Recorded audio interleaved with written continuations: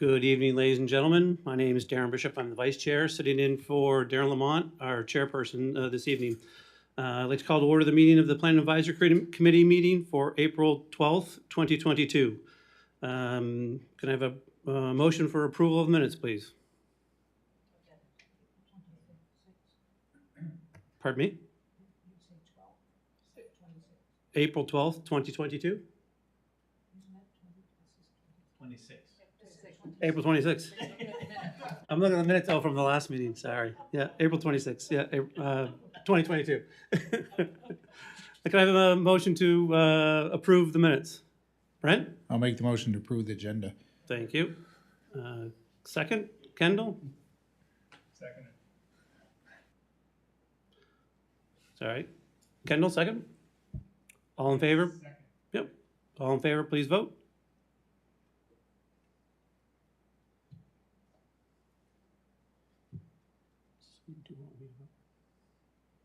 Motion carried with a vote of 6-0. Item number 3, disclosure of interest. None being, we'll go on to item number 4, approval of the previous minutes. Can I have a motion to approve the previous minutes, please? Brenda? So moved. I have a seconder, please. Seconder, Mark Guest. I'll second that. Thank you. All in favor, please vote.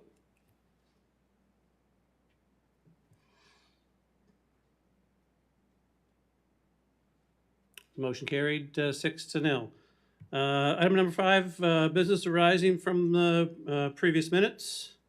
Can I have a motion to approve that, please? Brenda? Motion to receive and file. Thank you. Seconder?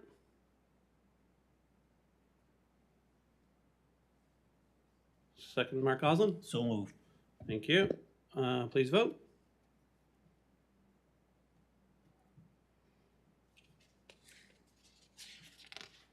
Motion carried 6-0.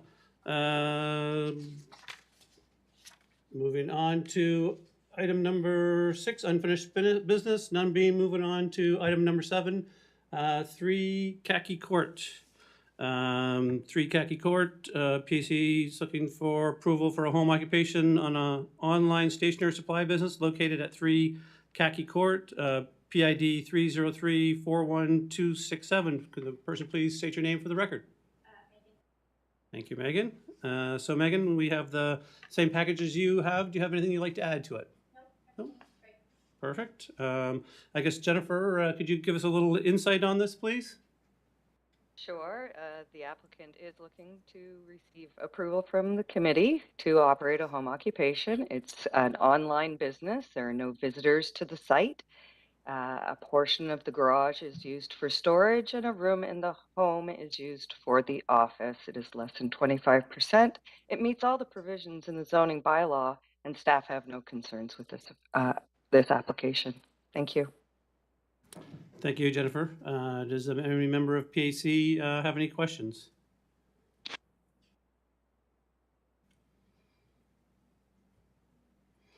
Any questions for Megan? Hearing no questions from PAC, is there anybody online or in attendance who would like to speak for or against this item? Does anybody online or in attendance like to speak for or against this item? For the third and final time, is there anyone online or present like to speak for or against this item? None being, would a member of PAC like to put a motion forward with terms and conditions, please? Brent? I'll make the motion that PAC grant approval for home occupation online stationery supply at 3 Khaki Court, PID 303-41267, subject to the following conditions. 1, it shall be secondary to the main residential use of the dwelling. 2, not more than one person is engaged therein in addition to any permanent resident of the dwelling unit in which it is located. 3, it is confined to the dwelling unit and no part of it is located in an accessory building or structure. 4, the floor area of the dwelling unit which is devoted to it does not exceed the lesser of 25% of the floor area of the dwelling unit, or 32 square meters. 5, no change except for a sign pursuant to the town sign bylaw is made in the outside appearance of the building which would indicate that a home occupation is being conducted therein unless approved by the building inspector through the process of a building permit. 6, no goods or services other than those directly pertaining to the home occupation are supplied or sold therein or therefrom. 7, no more than one commercial vehicle used in connection therewith, or not more than one vehicle of any kind bearing a sign in conjunction therewith is parked on the lot. 8, there is to be no parking on the street or within town property. And 9, the PAC approval to operate this business is non-transferable. The approval is solely for the benefit of the property owner named there herein.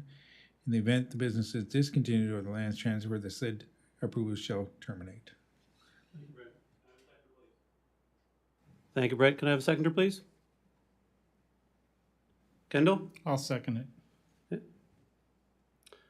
Any debate on the motion? Please vote.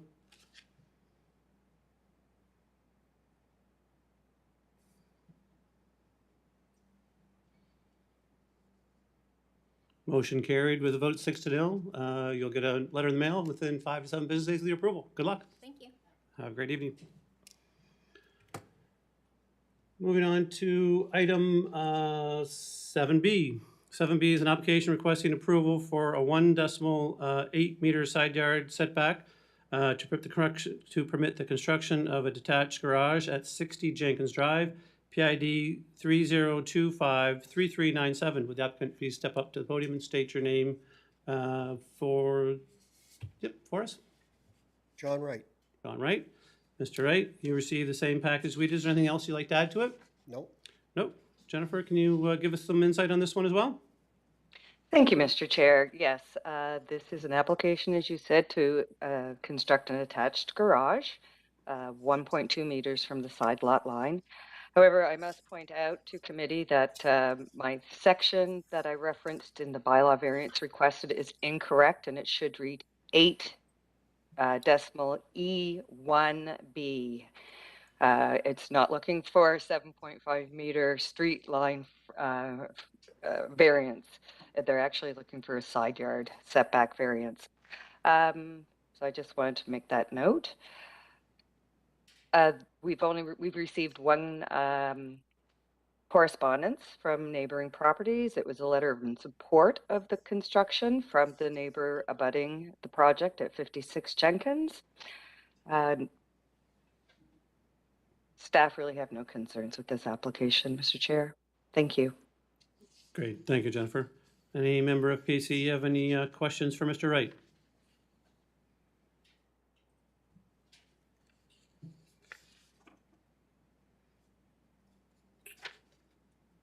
Brenda? Just that shed there, that would be moved back into your backyard? or- Yep. Yeah, and that's attached to the house, your garage? Yes, it Yeah. is. No, I just was wondering if that was, you're saving that shed also? Yes, I am. Okay, yeah. All right, thank you. Great. Thank you, Brenda. Any other questions for Mr. Wright? None being, is anybody online or intends to speak for or against this item? Is there anybody online or intends to speak for or against this item? For the third and final time, is there anyone online who would like to speak for or against this item? Hearing none, would a member of PAC like to put a motion forward with terms and conditions, please? Kendall? I recommend the Planning Advisory Committee grant the 1.8 meter side yard setback variance from the town zoning bylaw 038. I think I have this correct, section 8E1B, to allow the construction of an attached garage at 60 Jenkins Drive, PID 30253397. It should be subject to the following terms and conditions. Number 1, the eastern side lot line is clearly defined prior to construction. If the property pins are not identifiable, a professional surveyor licensed by the province of New Brunswick must be hired to locate and mark the property line to ensure accurate setback. Number 2, drainage plan is submitted to the satisfaction of the development officer prior to issuance of a building permit. Number 3, all drainage spouts must be orientated as such as that so that water does not impact neighboring properties. And number 4, a building permit is obtained prior to any construction. Thank you, Kendall. Can I have a seconder, please? Mark Guest. I'll second that. Okay. And with that, on the debate, just wanted to double check, Jennifer, the section 8E1B, is that correct? That is correct, Mr. There is Chair. no I at the end. There is no I. Thank Correct. you. Okay. Thank you very much. Would members please vote?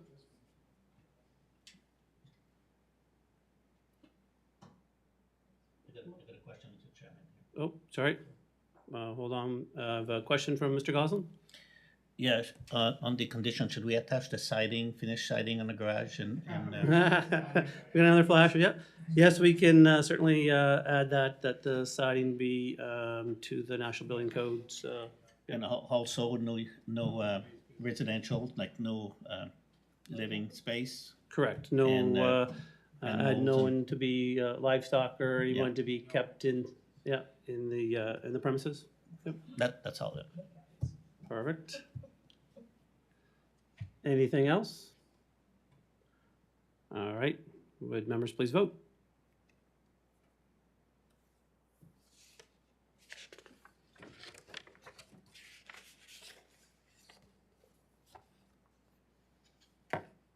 Motion carried with a vote of 6-0. Mr. Wright, you'll get a letter in the mail within 5 to 7 business days with your approval. Okay. Good luck with your project. Thank you. Thank you. Good night. Right. Item number 7C, an application requesting approval to operate a car and truck accessory retail and installation center at 24 Enterprise Drive, PID 302-36731. Would the applicant please come to the podium and state your name for the record? Hi, I'm Jason Blanchard. Nice to meet you, Mr. Blanchard. You have the same package that we have. Is there anything you'd like to add to it? Nope, seems good. Great. Jennifer, can you give us a little bit of insight on this, please? Sure, thank you. This is a business that is relocating to Quispamsis. The applicant would like, it's a sound and accessory business. There's no fluids or anything involved in this car and truck business. It's simply trailer hitches, tires, those sorts of things. I did want to point out that, I should say that it was noted during the time that I was writing the report that there's also an additional variance that's requested to section 18A1B of zoning bylaw number 038 because the retail space is calculated to be greater than 25% of the total floor area. So I just wanted to point out that that was not a part of the notices that were sent around. So if PAC determines that the variance request requires additional notification, this portion of the request could be tabled until the sufficient notification has been provided. The lot is found in a light industrial zone. It has 4,058 square meters. The use is a permitted use. The reason that this is before you this evening is that we were looking to enter into a development agreement with the new business as per section 18J1. Notices were sent. We did receive one concern from a neighboring property at Fundy Gymnastics at 18 Enterprise Drive. They have concerns regarding the parking access and potential well water contamination due to the nature of the proposed business. The letter also highlighted concerns regarding safety of their clients with increase of traffic in the area as a result of the new business. The proposed business is not a service station and will not be working with any fluids, as I mentioned earlier. The concerns regarding well contamination are unsubstantiated.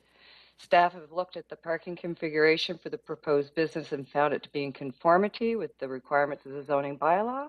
And we consider the concern raised regarding safety as a result of the shared driveway or the shared access and egress. It's shared, although it is found completely on the property of 24 Enterprise. And that is staff's biggest concern, is that shared driveway. I think that gives you a pretty good summarization of it, Mr. Chair. Thank you so much. Great. Thank you, Jennifer. Is there any questions from members of PAC for Mr. Blanchard?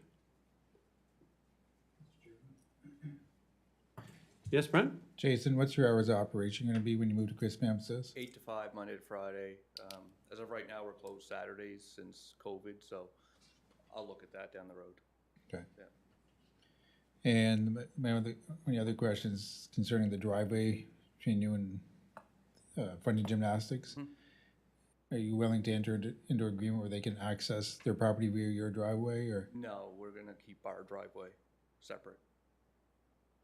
Okay, so yeah, it's just, so you're just gonna allow it to access your property, they're gonna be required to put in their own driveway? Yes, which theirs is already, looks like it's been begun at some point.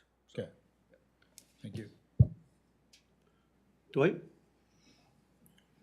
Through you, Mr. Chair, in response to Mr. Preston's statement regarding the driveway, as can be seen on the screen, there's actually a culvert and the access sort of apron into, for the purpose of a driveway. So the reason it wasn't installed in the previous arrangement was because both buildings were by the same property owner at one point in time. So rather than creating a second driveway, they just used the driveway that's already there. So in essence, that driveway, the level of effort to put that driveway in, I attended the site today, it's minimal. It's basically pulling off the topsoil and laying down enough granular material and compacting it to create a driveway. So I don't really see a need for further be an agreement in terms of right of way. It's already there. Great, thank you. Okay, any other questions? I guess I have one. I guess, Jason, for you. So I've used your business before on Ross Avenue. Are you moving, going to have two locations? No, Moving- just the one. So our Everybody's lease is moving up out in to the valley? September. Yeah, Nice, yeah. So Yep. Perfect. with lack of real estate, Yeah, you know, this is where we ended up. yeah, nice, yeah. Or lack of choice, I should say. Dwight? Through you, Mr. Chair, just by way of just sort of for clarification and maybe further up, when it comes to the nature of your work and in terms of fluid, so there's no oil changes or any of that nature that happening that would require? You might find a can of WD-40 in my cabinet. Right. Like, we basically add accessories to vehicles. We don't do, so anything that we do, you actually don't need. It's all a want. And we stay busy with those wants. So no brake changes, none of that. So Okay. no parts outside. It's all new parts being installed. Thank you. Brenda? Was this really originally two properties, or was it owned by one company and divided? But that property is actually divided. It have different PID numbers? Dwight? So through you, Mr. Chair, so the original configuration of Enterprise Drive in terms of the subdivision of lots is as you see them today. So I believe the original building was at, and I think it was 24. It used to be referred to as the goalie barn. Yeah. And then that property owner decided to build a second building on the adjacent property, not consolidate the PIDs, but just simply the same owner. And then I believe they built Funday Gymnastics, and I believe part of the purchase and sale agreement, I think if I'm correct, was actually the driveway to Funday Gymnastics or 18 was supposed to have been installed. So yeah, so it was originally one property, single property owner for both properties, and then they just went from there. When that is actually defined, you have lots of parking on your own side of the property? I'm good. Yep, Okay. yep. Through you, Mr. Chair, if I recall correctly, I'm getting older, so sometimes you have to go back to the notes. So getting older, so sometimes I have to go back to my notes, but off the top of my head, I believe that when that was approved, both businesses, it was looked at the actual usage and the amount of parking was provided based on the usage for each building. So there wasn't a shared parking arrangement. It's basically looking at, if they were sold down the road, is there sufficient parking area provided for both uses of both buildings? I mean, I'm sure that the Funding Gymnastics use both properties for parking if they have a big business, but that's not how things operate in real life.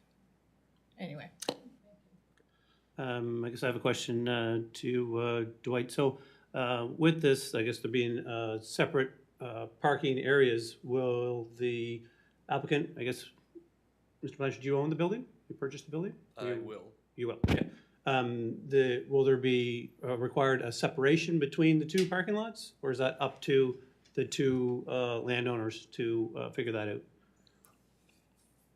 In this particular case, then it would be the requirement of the property owner to ensure there's there's access into lot 18. Yes, I guess my question is, would there be required a berm between the two to separate property one and property two now?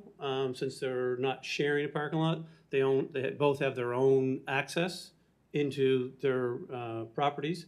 Would there be a required separation between the two? So Thank you for that question, Mr. Chair. So right now in our zoning bylaw, there's nothing specific that says there has to be a separation and a distance from the parking lot. Again, but that would come down between the property owners, whether they wish to, as you just stated, to make that arrangement. But there's nothing in terms of a chapter and verse in a bylaw that we can say there has to be specific separation between the properties. So it might come down to looking at what happens to drainage and all those types of things, but.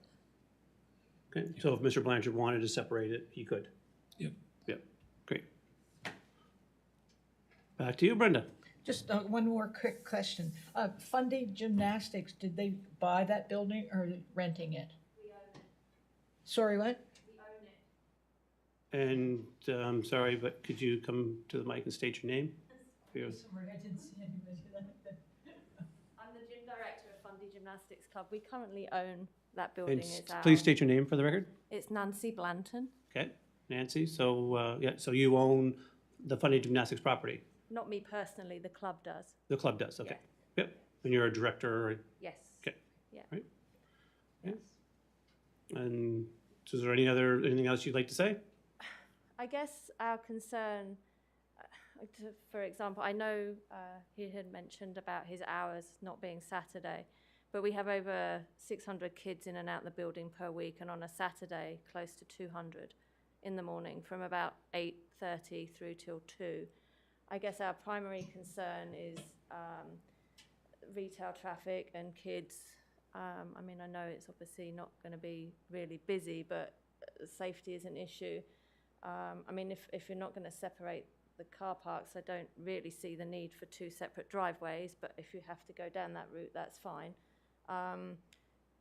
We will lose parking space if you separate the car parks, because right now the boundary line is on the back side of one row of our parking spaces. And then the other issue that we have is that, and I'll just show you on the map, this area here, the water runs off the highway and it comes all the way down here and it floods in our building. And I know sometimes it floods that building too. So any kind of work potentially that might be done in the car park and around that area, we'll need to take that into consideration.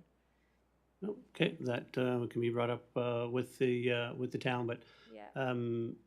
I guess to address your concerns, I guess for that, these are two separate PIDs, they're two separate owners of the building, so the shared driveway, if Mr. Blanchard purchases that building, you will have your own driveway, and maybe for safety's sake, it is best that there is a berm Maybe. put up there to separate the two parking lots, if that's a concern of yours, but Mr. Blanchard is going to, hopefully, I guess, go into an agreement, developers agreement with the town, and those details will be worked out with the town.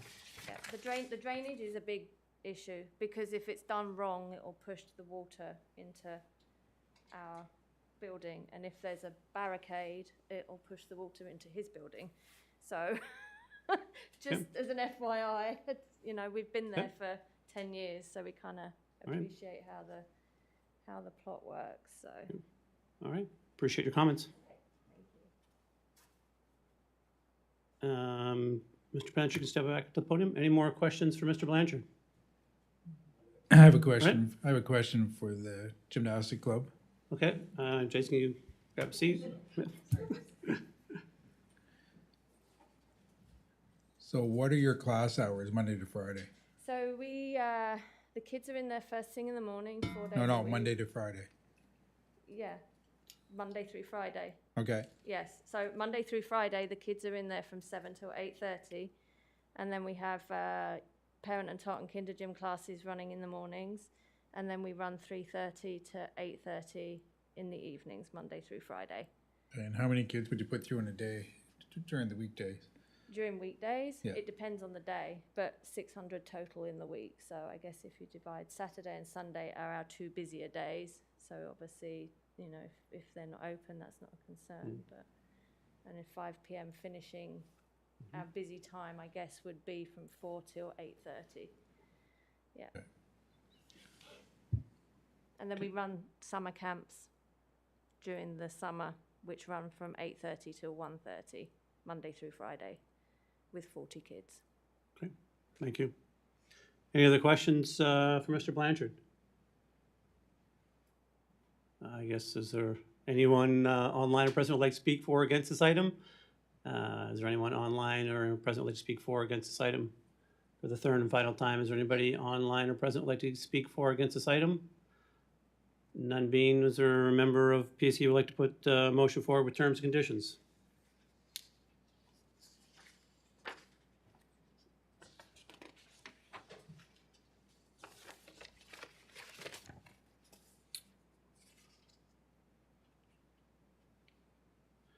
So we're looking for a motion to be put forward.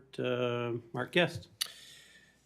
Before the motion that the Planning Advisory Committee approve the 14% variance to section 18A1B of zoning bylaw number 038 to permit a retail area that is 39% of the total gross floor area for the operation of a car and truck accessory retail and installation center at 24 Enterprise Drive, PID 30236731, subject to the following terms and conditions. Number 1, the applicant enters into a development agreement with the town as per section 18J1 of zoning bylaw number 038. Number 2, the submission of a proper site plan identifying landscaped areas, parking areas, pertinent buffer zones, and rear and side yard areas prior to the execution of the development agreement. Number 3, the submission of a new building plan identifying the changes to the interior of the building must be submitted prior to the execution of the development agreement with the town. And number 4, a building permit is issued prior to any redevelopment or construction. Thank you very much, Mark. Can I have a seconder on that, please? Mr. Preston? Mr. Chairman, I'll second that motion. Thank you. Any debate on the motion? Mark? Mr. Chairman, I think we should add the additional variance that Mrs. Jarvis mentioned about the more than 25% of retail. Number 1. That was the number 1? That was actually in the top paragraph of the motion. Okay, it was already there? Yeah. Okay, because she mentioned it wasn't added. Okay. Step up sorry? to the podium. So when I did my calculations in my head and on paper of my showroom, I took the 25%, I explained to Violet, and I kind of did it wrong because I have very big displays. So one being a big counter with space behind it that nobody can access, a big sound demo board that's over here. It's like 23 feet by 6 feet deep. Nobody can access, mechanical room, bathroom. So I guess I thought it was retail walking space after all my displays, so that was my fault. Yep. Yeah, so. And the other thing is, back to the water that she mentioned, I'm no engineer, but if you look back, the building's a bunch of old, like, rock piles and stuff that's, I feel, I was gonna level out anyways to clear it up because it looks bad, but I feel the land's all like this, and I feel that's another problem, so. Okay. All right. Thank you. All right, any other debate on the motion? None being, please vote.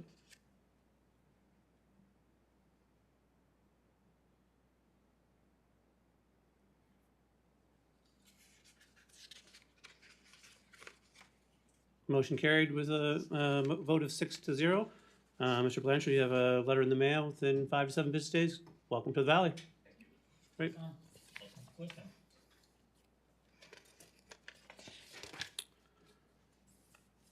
Next item is item 7D.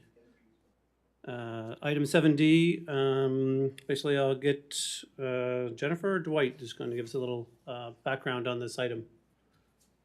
Jennifer, you're up. Hi there, I may look panicked. Okay, I see what it is now.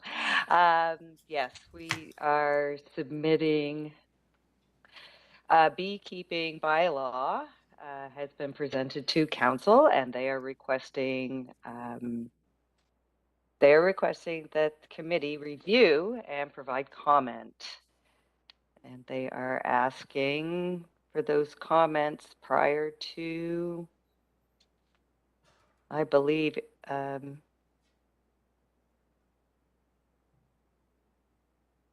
asking for those comments. I'm very sorry. Prior to the public hearing, which is scheduled for the 17th of May. Thank you.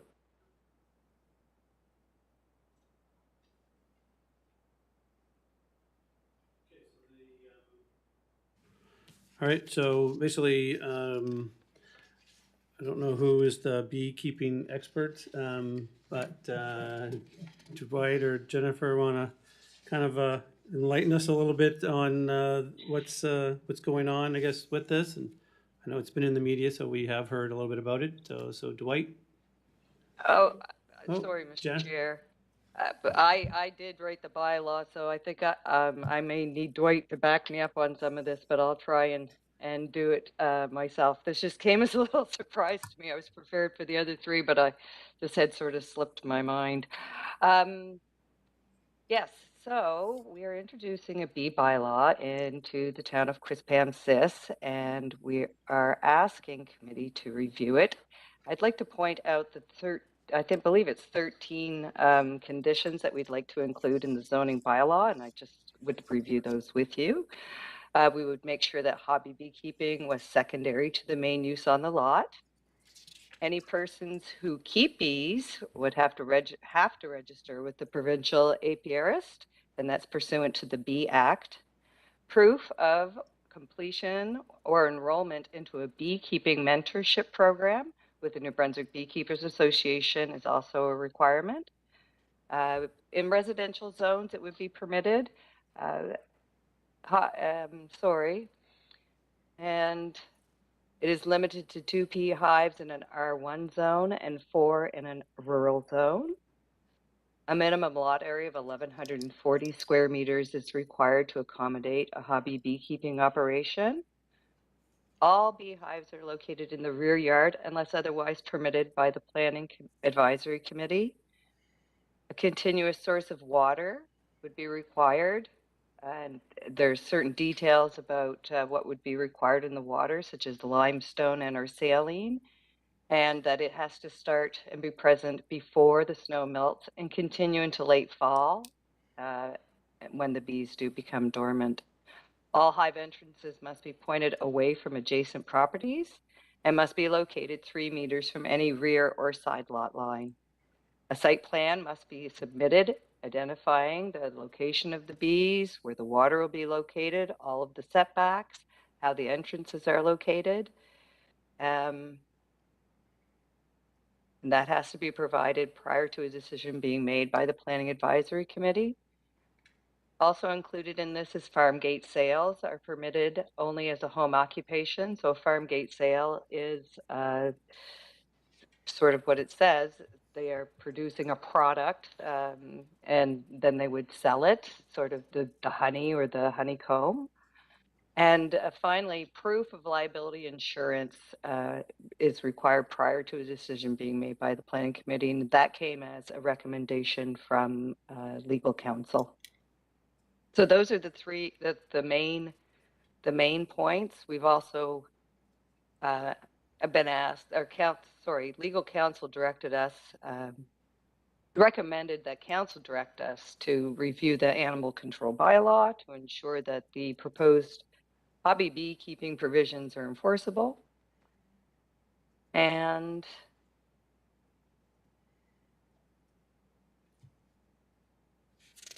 yeah, I'm open to any questions in that regard. I think I've covered all of the provisions that we're asking to enter into the bylaw.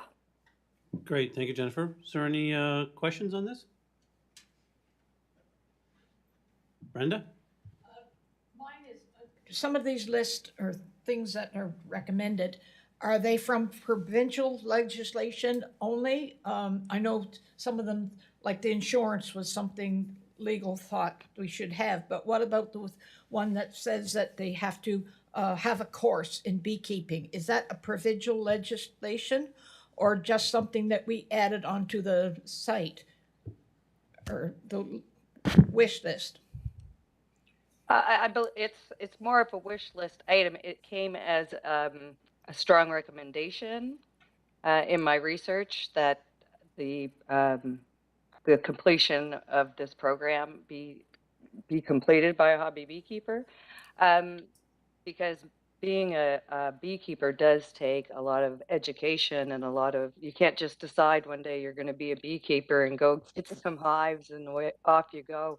There's a lot to learn. So it came as a very high recommendation, and therefore I thought that it would be to everyone's benefit if it was ensured that anybody keeping bees in the town were made to complete the program. Okay, but the province is offering a program that people can get into. Is there cost associated with that? Because I mean, I'm not a beekeeper, never have been to be, but you can go online and you see different things about beekeeping. I looked at a couple of things today, but they say the hives should be face southward, and all of this tells you where to place them, where to put the water. But do you have to have a course on that? I mean, you can go online and find out pretty well everything, you know, that's there that you need to be. But I don't know if you have to pay for a course. And I guess that's my concern there. Is there a course? How much it costs? And people can do these things on their own. And the other thing too is we should legal advice to have insurance. Can you get insurance for beekeeping?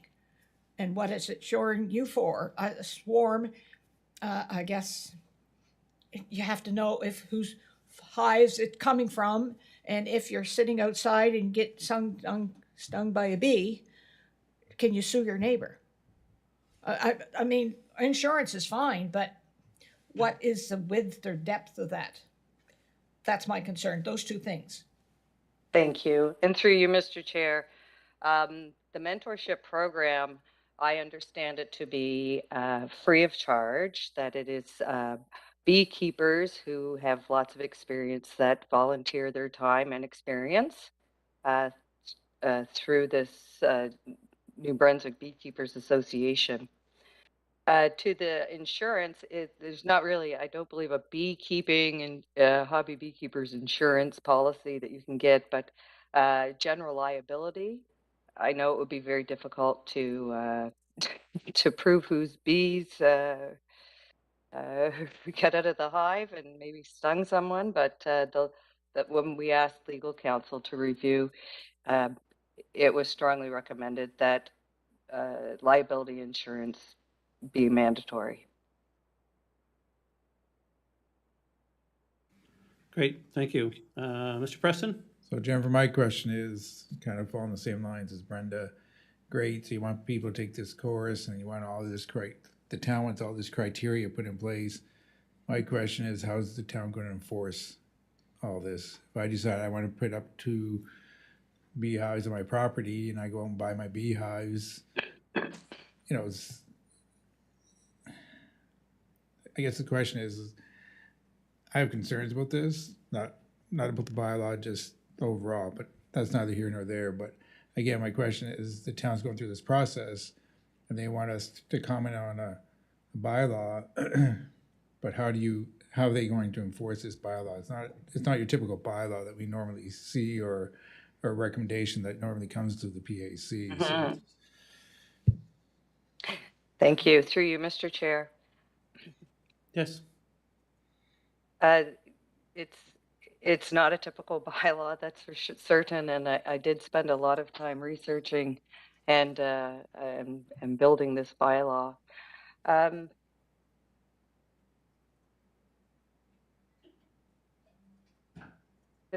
The mentorship program, again, is it came out of lots of research that is a very important aspect of hobby beekeeping and how to learn how to be a good beekeeper. Considering that what's in the news today regarding parasites and our honeybees being attacked by these little bugs.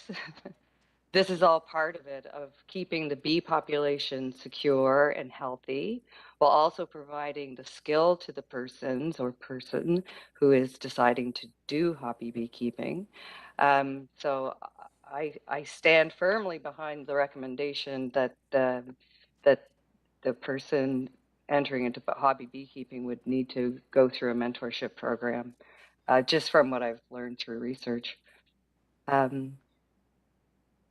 Was I able to answer your question, or Yeah, I think is there that's part of it. something further? I guess Dwight has a comment as well too. Let's let Dwight have a chat. Dwight? Thank you, and through you, Mr. Chair, to address Mr. Preston's comment regarding enforcement. So you step back and look at what this is. So it's not a beekeeping bylaw. It's an amendment to the zoning bylaw with respect to hobby beekeeping. So it becomes a land use issue. So the enforcement would fall under the same provisions as the zoning bylaw in terms of enforcement. So it would be the same infraction if somebody were to say, you built a shed or you built an accessory structure and it's not 1.5 meters from the property line. So you attend to the property and whatever enforcement provisions are under the zoning bylaw, that's what you would follow up on. So it's not a separate bylaw. It's an amendment to the zoning bylaw for hobby beekeeping. I guess if I could just add a couple of comments and provide some background and see where we go from there. So I guess it came about through a concern, an issue that was brought forth to council with respect to a property on the Pettingill Road that was keeping of bees in, I guess, in conjunction with another activity that was going on the property. And the bees were sort of aiding to, they were growing plants and those types of things. So the bees was sort of the pollination process in terms of the plants. And then from that, there was a concern with the bees that were leaving the property and going to Ritchie Lake as part of their cleansing flight. And during that flight, there was bee excrement that was being dropped and was damaging the property. So that came to council. So there was a concern that led to being directed to staff from a bylaw enforcement perspective to see what could be done to address the issue. Out of that process, council had directed staff to look into the possibility of introducing regulations, whether it would be a bee bylaw on its own or as part of the zoning bylaw, to actually bring forth recommendations in terms of regulations in a bylaw that the town could enforce, which has led us down this road to where we are today. So what's come back to council is, as I mentioned, it's an amendment to the zoning bylaw with respect to land use, and in this particular case, the keeping of bees on your property. So where we are right now is that based on the research that Jennifer has done from various jurisdictions across the country, and as well as Atlantic Canada, and then even closer in terms of the region, in terms of what provisions are made, it is not something that you can easily copy paste. It's very limited in terms of the regulations around that. So what's been brought forward is based on regulations in other jurisdictions, based on conversations with some of the provincial personnel, the provincial inspectors, and then some of the elements in terms of what would be reasonable to have in terms of protection of the bees as well as the property. So what we're looking for is looking at, obviously, first and foremost, knowing what land uses are happening in the municipality, and then looking at, in terms of what are the requirements under the provincial acts to make sure those things are being complied with. So it comes down to, if you're a hobby beekeeping, make sure you're registered with the province, and then making sure that you have, what's referred to as some form of water that the bees can do their cleansing and those types of things. So you're trying to keep as much activity as you can on the property. So where we are is that the amendment has gone to council. council has set the public hearing dates, come to PAC. So the comments, like we've heard tonight, Mr. Chair, from Ms. Valley and then from Mr. Preston, those are the things that we want through this process. So if there's a concern with, how do you actually enforce this? Well, PAC has a concern with, is it enforceable? So we step back and we look at that. And the comment about insurance, can you actually get insurance? Is that valid? What liability does it bring? So that's a comment that we take back and we look and consider. And then also that would go to council as well. So this is where we are. It's not sort of an approval process. It's looking at what are your comments, what are your concerns that you need. And if it's sort of in principle, PAC, sees a reasonable approach being taken, then in principle, that's what they can put forward. But if it's comments and concerns that they feel would require a little more information or investigation, then that is a valid response to bring back to council. Absolutely. Yep. Great, thank you, Dwight. Kendall? It looks like a lot of good work went into this report. I just had a couple questions in regards to, I guess, first of all, it appears that 2 beehives in a residential R1 zone is permitted. So that would be like a residential area, like the Queen subdivision in that area behind the schools. You'd be allowed to have 2 beehives. Is that correct? Or Through you, Mr. Chair, R1 zones are a little more densified than our U zones, rural zones. The R1 zone is typically found throughout the downtown area of Quispamsis. I'm sorry, I don't have a reference to where you're speaking about, but if you just look at the neighborhood where Town Hall is, all of the housing in that area is R1. okay, Rural housing have larger lots and it's less dense. That's why it was decided that 2 hives would be appropriate in a more densified area. so if an application was brought forward in an R1 zone to have 2 hives, what is it guaranteed, or if I met all the requirements of the education, insurance, and all that, I would basically get the permission, or is there other factors like surrounding my residential area that would impact me being successful? For example, like if I lived next door to a school or things like that. Thank you. And through you, Mr. Chair. Originally, I had included a section, a provision in there that would limit to so many hives per 100 meters radius. However, I spoke to legal counsel about it, and it was determined that it was that would be biased and not permitted through law. So I don't think that there would be anything there's nothing currently that would limit it from being located next to a church or to an institutional use. If it's an R1 and they go before planning committee, they meet all the provisions, the applicant would be permitted to put up 2 beehives as the bylaw is written now. Thank you. Sorry. So in other jurisdictions, like in Atlantic Canada, is there something similar in place, and is there certain challenges that they have with it? I have limited experience with bees. I just have a lot of concerns because I lack knowledge. Well, bees generally are very, very dormant, very docile creatures. They don't really like to sting very often because it does mean the demise of themselves. Although occasionally, as we all know, they can swarm and whatnot, and that's why legal counsel suggested the liability insurance. Example, would they have a lot of success with the bylaw? Oh, I'm sorry. Yes, I was the only place that I could find locally. It was Rosse. Rosse does allow beekeeping, hobby beekeeping on a case-by-case basis, and it is approved by the planning committee. Although they haven't written out provisions like we have before you. Um, and really, to be honest with you, the most of the provisions I was able to find regarding hobby beekeeping was west of Quebec.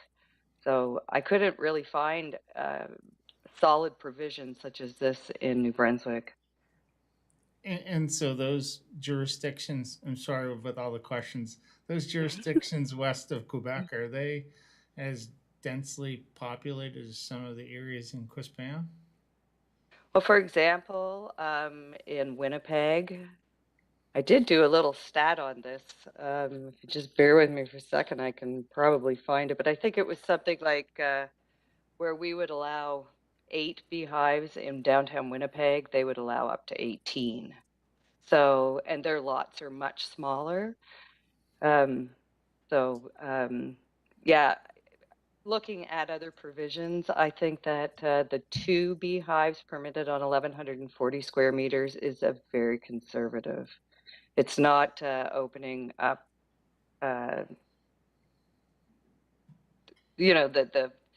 there isn't too much concern, as far as I can tell from the research that I've done. All right, great. Thanks for answering all my questions. You're welcome. What?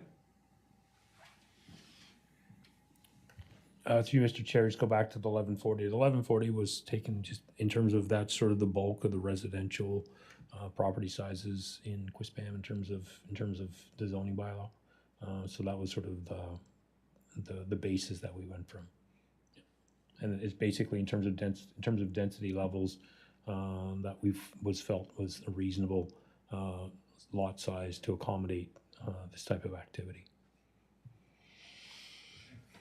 I guess my comment, I guess maybe to Dwight, so then it's still at any point when this comes back to PAC for someone's looking for approval for, to keep bees, if we feel that it's too close to a school or too close to a church or too close to the neighbors, it can still be declined by PAC. Right, so that we would still have, correct? So it would still go through the process that we go through right now in terms of discretionary use of the planning advisory committee, and then notice that's required. Yep. Okay, thank you. Mr. Goslin? Yeah, to you, Mr. Chairman. I would recommend that the city have a plan in place, if this is approved, that with all the existing beekeepers, are they going to abide by the same rules and regulation, or are they going to continue to operate as is without having the proper training and without? I'm assuming there are some existing bee owners in the town of Quispamsis. My neighbors had some, by the way. No longer everybody did, and I had no issue whatsoever, and they were great. So I'm supportive of the bee bylaw, but I just wonder with the existing property owner that do have beehive today, does the town has a list of people that have bees, or what's the future plan with those people? Are they're going to have to abide by the same rule, I'm assuming. So who's going to reach out to these folks? Thank you, Mr. Goslin, and through you, Mr. Chair. I did receive correspondence. I was included on correspondence from the provincial apiarist and the clerk, and a list. He sent out a notification to the beekeepers in Quispamsis to advise them of the public hearing. So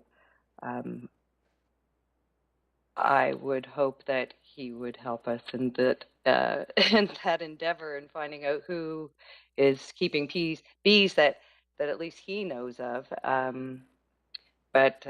Yeah, it's like anything else that you said a bylaw to. It's to find the people that are already doing it, but they would be required to follow the provisions of the bylaw once we found them. So I guess my question would be, if someone you know, I guess how many people are out there that we don't know of, but then when we do find them, and they have 6 or they have 8 beehives, are they grandfathered or are they now made to, you know, again, abide by the bylaw and go down to 2 or 4?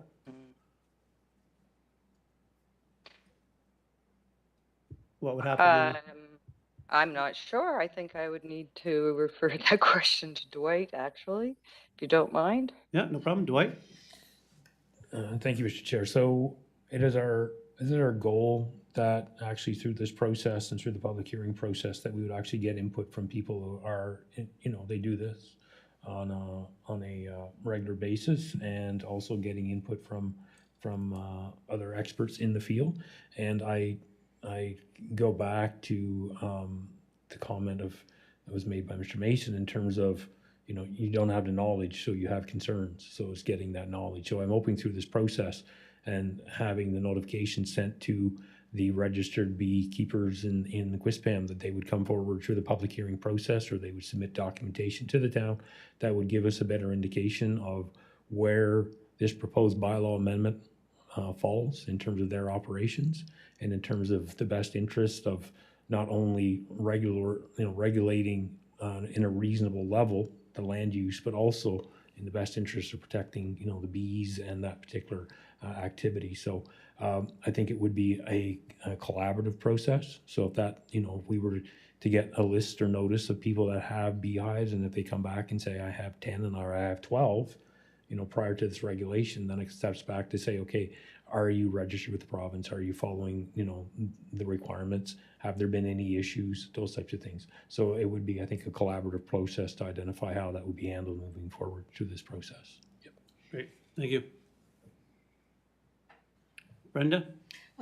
Couple of quick ones. I was understanding if somebody wants to get beehives, they have to come to PAC for a home-based business like the lady did tonight. I mean, they would have to apply and come in front of PAC. Through you, Mr. Chair. That's if they were producing honey and they wanted to sell it. Then they would become a home-based business or a home occupation at that point with the sales out of their home. But if they're only producing the honey to give away, to give to family, to just use themselves, then there would be no need for a farm gate for a home occupation. This is only if they choose to use the product they produce and to sell it. Thank you. Dwight? Another quick question. Sure. The one that we know about on the Pettingill Road, did they have the washing pool for the bees, but they flew over that or didn't use it or didn't have it in place and went to Ritchie Lake to get water? I don't know if you say this is, you know, necessary, but was it in place, but the bees were not utilizing that washing pool? Jennifer, do you, I guess, Dwight? Through you, Mr. Chair, I don't really have, you know, a concrete specific answer that I can say yes or no. But based on the indication, it would seem that they were using Ritchie Lake for their to fly to the lake for the cleansing process. So that's what sort of generated this whole conversation where we are right now.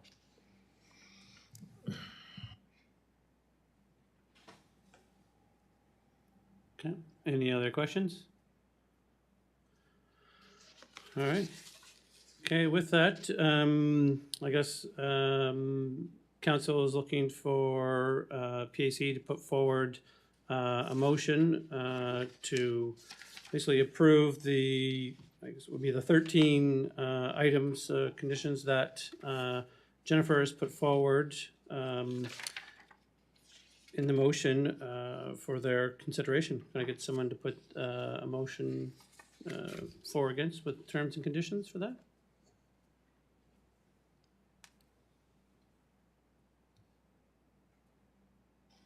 Dwight, question? Through you, Mr. Chair, so it's again, we go back to, it's a bylaw, so it's the written comments of PAC with respect to whether they support the proposed amendment or as I referred earlier, if there is more information that's required, PAC can also request that as well. Or if you have concerns about some of these that you would like further information along those concerns, and have the information brought back to PAC. So that is an option as well. Great, thank you. I guess so then we're looking for a motion to support the, basically the 13 items that have been put forward. A motion for that, to support that. Anybody willing to put a motion forward for that, please?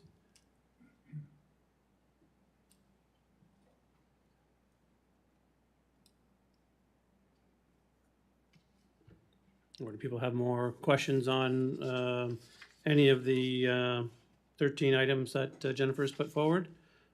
Brent?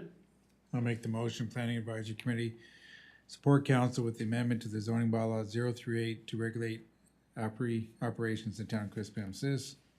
Amendment to include the following 13 best practices for beekeeping regulations as outlined below. Any beekeeping operations are subject to approval from the Planning Advisory Committee. And I guess to add to that motion would be to address Brenda's concern about proof of insurance. Is it something that actually can be purchased? And then the other question is, as asked earlier, how is the town going to enforce this? Okay. Can I have a seconder, please? Kendall? I'll second it. Okay, on the debate, any debate on this item? Brenda? I'm not sure if I heard all of that, but we were talking about things that were a concern and trying to get answer to that. And of no violets taking minutes, are those going to be like condensed so they can go back to canceled? This is what we're thinking about? And like maybe problems that would arise? That's what I'm looking for, instead of just, we can't just support all of these recommendations. I know we're not doing that, but I was not hearing everything that you were saying. Motion, I read the first part of the paragraph of the motion, but also in the motion that I made reference to your concerns about liability insurance and my questions about enforcement, so that it is addressed with the town council. And the 13 And items 13 items that that were- Jennifer has listed from A to M in the package. Okay. All right, any other debate on the motion? Right? No, I'm good. Nope, all good. Can we please vote?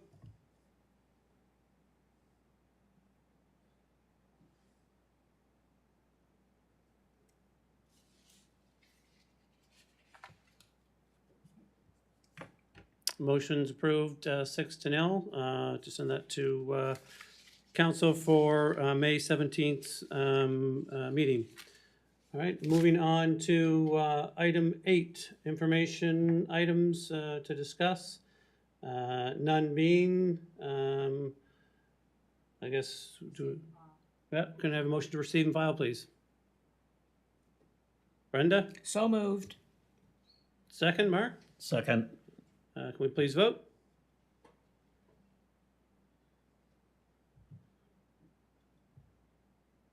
Motion carried, 6-0. Item number 9, adjournment. We're staying here. Mr. Goslin, So moved. can I have a seconder, please? Seconded by Mark? Mark Guest? Oh, thank you. Meeting adjourned.